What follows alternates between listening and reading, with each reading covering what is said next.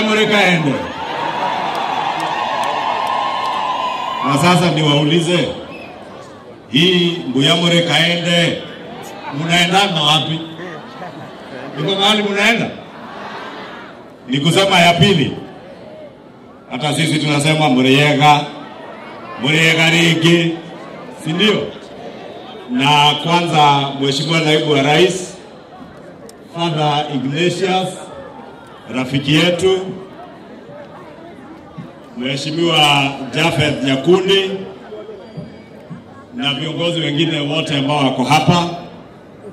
Nashukuru Mwenyezi Mungu kwa nafasi ya kuja kujumuika nanyi siku ya leo kwa hafla hii ya kusaidia hii parokia yenyu.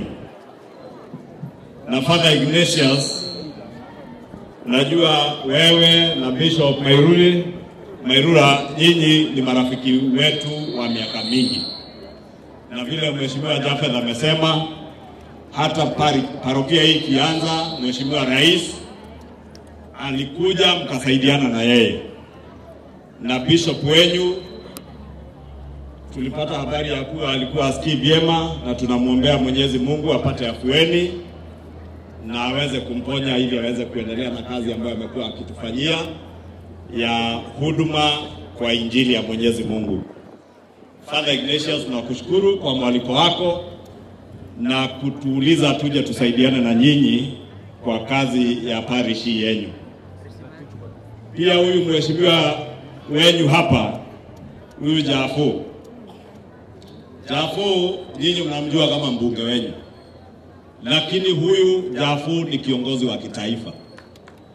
Ni kiongozi ambaye tunamheshimu sana, na ndio unaona sisi wote akiwemo naibu wa rais wa Kenya hawangekosa mwaliko wa Mheshimiwa Japhet Nyakundi. Huyu sio mbunge tu wa kawaida. Japhet Nyakundi, kama hamna habari niwapashe ama niwape muktasari kidogo. Kwa muktasari, huyu ndiye National Treasurer wa chama chetu cha UDA, chama kinachoongoza nchi yetu ya Kenya leo. Kwa hivyo mkimwona hapa kijijini msimdharau, ni mtu mkubwa sana. Na ni heshima kwa watu wa Kitutu Chache North kwa kura mlizompea. Na wakati kwa chama tuliona ni kijana ambaye ni shupavu, mtu wa bidii, ndio tukakubaliana kwa chama awe National Treasurer wa chama, sababu pia is a professional mwenye anajua kuchunga pesa ya chama na pesa ya watu wa Kitutu Chache North. Na tunakushukuru Jafu sababu ya kazi nzuri ambayo umeweza kufanya hapa, na ametaja mambo mengi ya kiwemo ya barabara, zingine ananiambia tangu uhuru, hiyo ya Kegogi kwenda Marani, amesema na wapi? Madi Banda mpaka Ragogo. Ananiambia hiyo barabara tangu independence mumeingoja, lakini serikali ya Kenya Kwanza ikiongozwa na Mheshimiwa Rais na naibu wake Professor Kindiki, sasa the entire 64 kilometers ni rami inawekwa na itajengwa na ikamilike.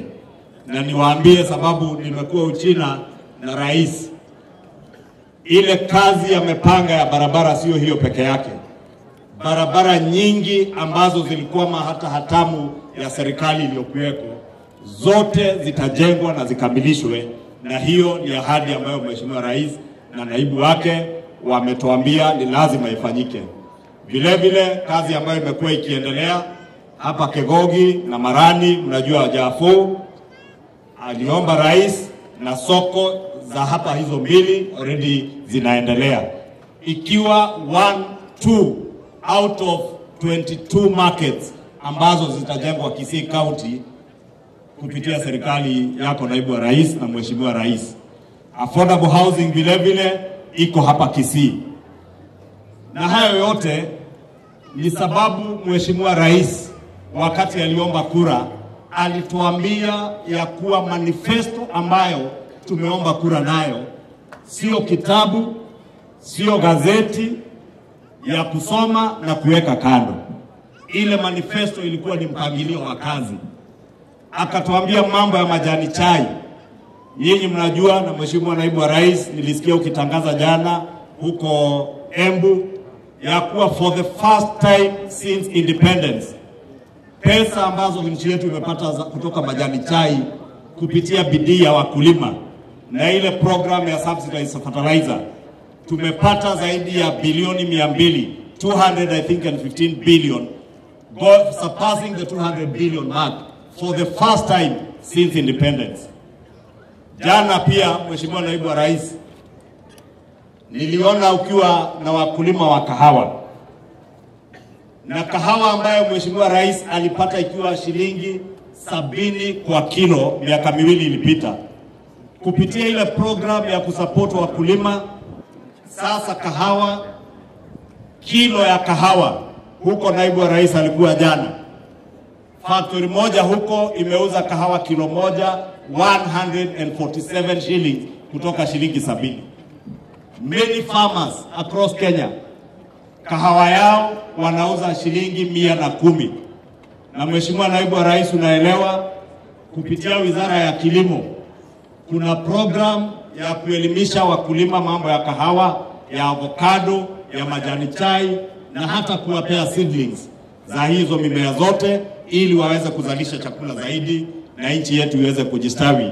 Ili ile mambo tuliwaambia ya bottom up isiwe it was empty sloganeering.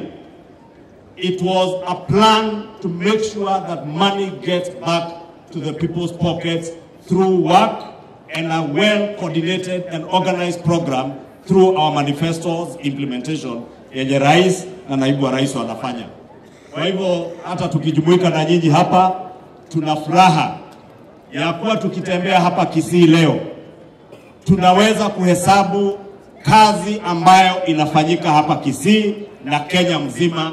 Everywhere you go, sio barabara, sio soko, sio affordable housing, sio TVETs, sio mambo ya KMTCs, mashule, kazi ambayo inatajika na yenye inaonekana, ikiwemo ile ya create employment through labor mobility ambayo inaongozwa na Waziri Mutua wa Wizara ya Labor. Kwa hivyo mimi nimefurahi Mheshimiwa Naibu wa Rais, hata kama nilifika mbele yako kidogo, najua ulikuwa Isiolo na sisi tumetoka na Osoro Malava na tunaelekea mkutano mwingine Nairobi.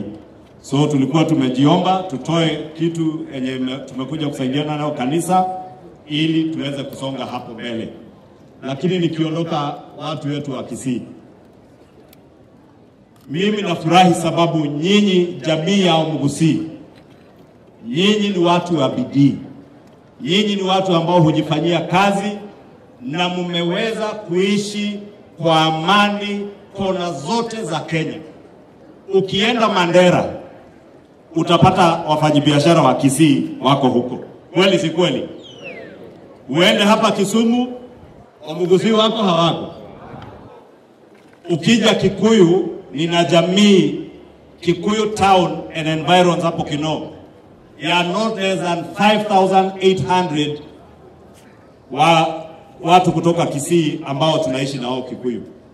And they are all very hard-working people. Na bidii yenu ndio inafanya nchi yetu na uchumi ya Kenya yetu isonge mbele. And I want to commend you and thank you. La pili, nyinyi kama jamii ya Omugusii, nyinyi ni watu wakarimu, mnakaribisha wageni, mnaishi na wao vizuri, na la muhimu zaidi, nyinyi sio watu wa siasa za ukabila. Kweli si kweli? Mimi nakumbuka Mheshimiwa Naibu wa Rais, wakati Mwai Kibaki alisimama kiti cha urais, kura zilimiminwa kwa Kibaki kutoka Kisii. Wakati zilitangazwa tukauliza hiyo ni Nyeri ama ni Kisii? Sababu nyinyi ikifika kupiga kura mnaangalia kazi na mambo ya mpango wa kazi ya kiongozi, sio kabila.